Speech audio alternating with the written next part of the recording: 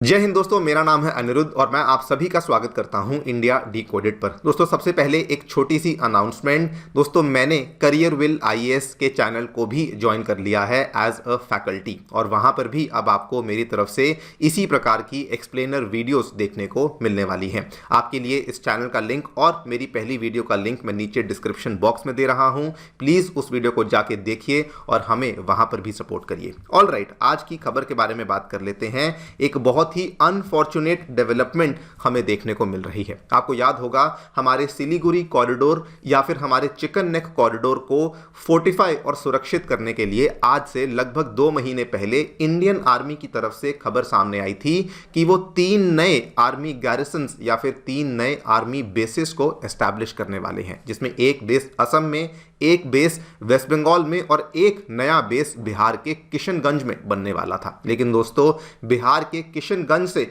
अब खबर सामने आ रही है, वहां के जो लोकल एमएलएज हैं, वहां के जो लोकल लोग हैं, वो असल में इस आर्मी बेस के खिलाफ अब वहां पर आवाज उठा रहे हैं। वो कह रहे हैं कि अब हम लोग जो आर्मी के द्वारा प्रपोज किया गया बेस है, उसके लिए अब हम लोग वहां पर आपको जमीन नहीं देने वाले हैं। आप लोग यहां पे देख सकते हैं, जगह जगह पे इस चीज को कवर किया गया है। वहां के जो लोकल एमएलएज हैं, वो दे आर सेइंग कि हम लोग आर्मी बेस के लिए वहां की जमीन आपको नहीं देना चाहते हैं। यहां पर भी देख सकते हैं, इंग्लिश और हिंदी मीडिया दोनों ने ही कवर किया है। किशनगंज में आर्मी कैंप का जो विरोध है वो तेज हो चुका है।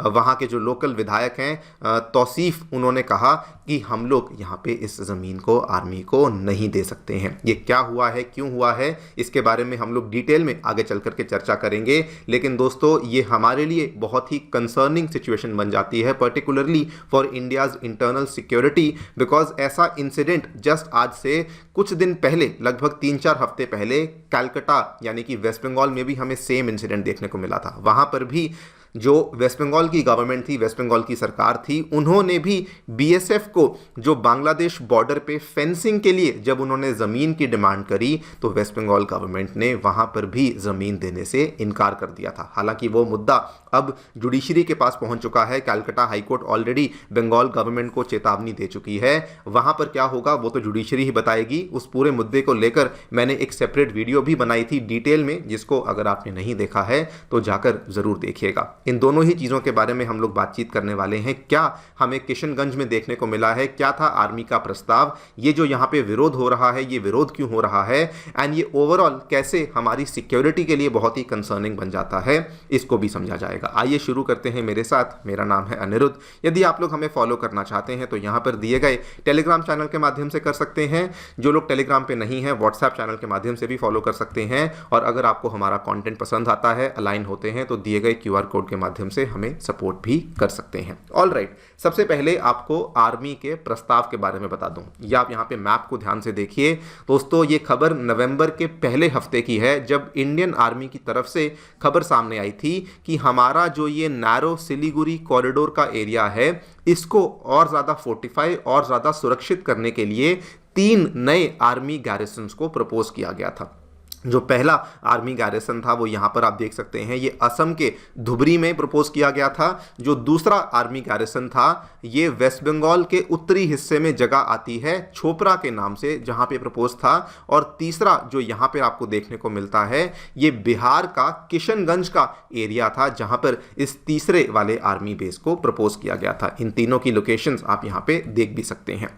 जो किशनगंज कैंप की हम बात कर रहे हैं, वहाँ पर जो कैंप यहाँ पे प्लान किया जा रहा था, किशनगंज अपने आप में बिहार का बहुत बड़ा डिस्ट्रिक्ट है, आप यहाँ पे देख सकते हैं। लेकिन जो आर्मी कैंप को प्लान किया जा रहा था, वो असल में 3 अलग अलग गांव थे, जो कि यहाँ पर इस आर्मी कैंप को बनाने के लिए जहाँ पर जगह की एक्विजिशन होने वाली थी। वो कौन से एरियाज थे? एक था बहादुरगंज, एक था कोचा दमन और एक था सारकोर के गांव। और यहाँ पर अब जो ये वाली प्लानिंग थी, इसके खिलाफ दोस्तों वहाँ के लोकल लोगों ने, लोकल एमएलएज ने आवाज़ उठानी शुरू कर दी है। आपको बता दूं, लोकल एमएलए जो वहाँ पे हैं, तौसीफ आलम, जो कि बहादुरगंज से जो वहाँ पे जीते हुए हैं, रिसेंटली चुनाव में जीते हैं, उन्होंने यहाँ पर इस पर्टिकुलर प्रोजेक्ट को एक्टिवली अपोज करना शुरू कर दिया है, बल्कि उसके खिलाफ जो यहाँ पे चीज़ें चल रही हैं उस पूरे के पूरे ऑपोजिशन को वो लीड भी कर रहे हैं। वो कहते हैं, उनका आर्ग्यूमेंट क्या है कि जो ये ज़मीन है जो कि डेजिग्नेट करी गई है कैंप के लिए, ये असल में प्राइमरी एग्रीकल्चरल लैंड है, और अगर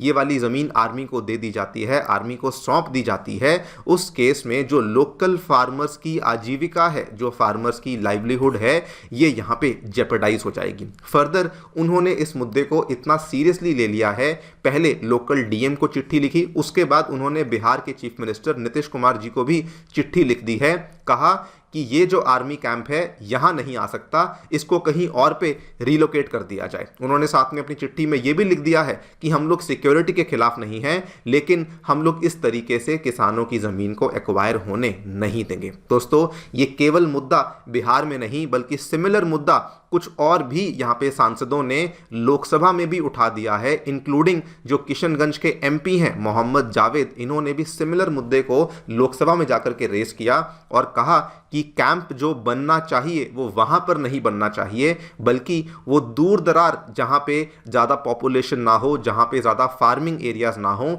वहाँ पर जाकर के इस कैंप को बनाया जाना चाहिए ना। दोस्तों, ऑब्वियसली ये पूरे के पूरे मुद्दे को बहुत ज़्यादा पॉलिटिसाइज कर दिया गया है, तरह तरह की कमेंट्रीज इसमें सामने आ रही हैं, मैं वहाँ पे नहीं जाऊँगा। लेकिन जिस चिट्ठी की हम लोग बात कर रहे थे, जो चिट्ठी इन्होंने डीएम को और सीएम के पास भेजी है, उस चिट्ठी में असल में जो कंसर्न्स रेस किए गए हैं वो केवल एग्रीकल्चरल लैंड को लेकर नहीं बल्कि और भी कई तरह के कंसर्न्स रेस किए गए हैं। और यहाँ पर इन्होंने कहा है कि जो ये आर्मी कैंप आ रहा है, इसका इम्पैक्ट वहाँ के जो लोकल रिलीजियस इंस्टीट्यूशंस हैं, रिलीजियस प्लेसेस हैं, जैसे कि दरगाह हुआ, ईदगाह हुआ, ग्रेवयार्ड्स हुआ, रेजिडेंशियल एरियाज हुआ, इनके ऊपर भी आएगा। अब यहाँ पर मैं इसके बाद कुछ नहीं कहूँगा, मैं चाहता हूँ आप लोग कमेंट सेक्शन में डेफिनेटली बताएं कि क्या उनके द्वारा किया गया जो ये ऑपोजिशन है, क्या ये वाजिब है। सोचने वाली बात ये है, वो ये कह रहे हैं कि इस कैंप को कहीं और जाकर के एस्टैब्लिश किया जाए।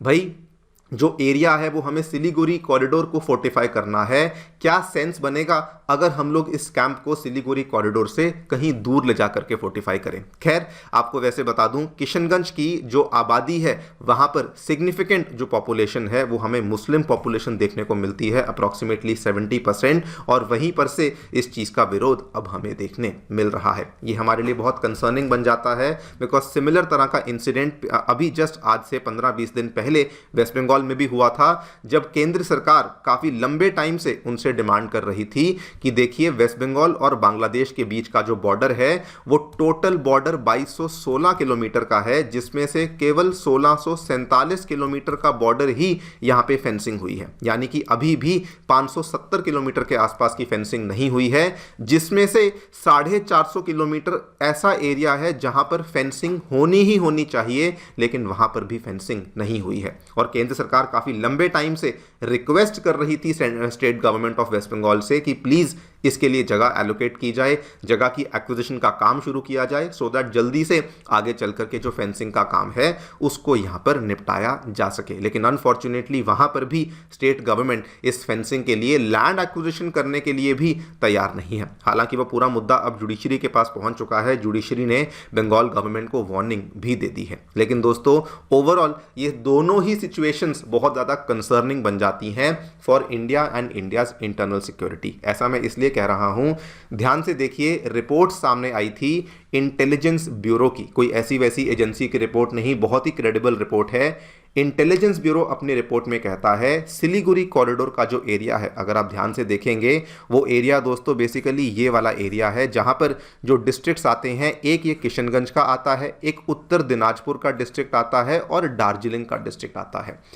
उन्होंने अपनी रिपोर्ट में कहा कि आज से 3 दशक पहले और आज की अगर आप वहाँ की पॉपुलेशन को कंपेयर करें तो बिकॉज वहाँ पर बहुत ज़्यादा बांग्लादेशीज और बहुत ज़्यादा रोहिंग्यास पिछले कुछ सालों में लगातार आते जा रहे हैं, इस वजह से जो ये पूरा का पूरा कॉरिडोर है, स्पेशली जो इस कॉरिडोर के आसपास आने वाली डिस्ट्रिक्ट्स हैं, वहाँ की डेमोग्राफी कंप्लीटली बदल चुकी है। और यही रिपोर्ट आईबी ने कही थी, ये बहुत ज़्यादा खतरनाक है बिकॉज इसकी वजह से नेशनल सिक्योरिटी को खतरा तो है है ही, लेकिन आसपास के जो लोग हैं जो कि ऑलरेडी वहां पे रहते थे उनके लिए भी बहुत बड़ा खतरा बना हुआ है। सिमिलर तरह का कंसर्न इवन हमारे एनएसए अजीत डोभाल साहब, जब वो रिसेंटली इसी साल की शुरुआत में कलकत्ता गए थे हाई लेवल सिक्योरिटी मीटिंग के लिए, उन्होंने भी सेम टाइप के कंसर्न को रेस किया था कि ये प्रॉब्लम बहुत बड़ी है, बिकॉज यहाँ पर जो एक तरीके से अनचेक्ड इमिग्रेशन हो रही है ये बहुत हमारे लिए खतरनाक बनी हुई है। और इसी चीज़ को सॉल्व करने के लिए आर्मी के द्वारा इन कैंप्स को यहाँ पर एस्टैब्लिश करने की बात करी जा रही थी, बीएसएफ के द्वारा बॉर्डर को फेंसिंग करने की बात करी जा रही थी, लेकिन रियलिटी और सच्चाई आपके सामने है। देखते हैं सरकार क्या करती है, क्या इसका सोल्यूशन निकाला जाता है। जो भी हो, इसका हमें डेफिनेटली आर्मी कैंप्स को वहाँ पर लाना बहुत ज़्यादा इंपॉर्टेंट है। आप लोग जो भी सोचते हैं मुझे डेफिनेटली बताएं कॉमेंट सेक्शन में। Thank you so much for listening. Stay tuned and stay safe.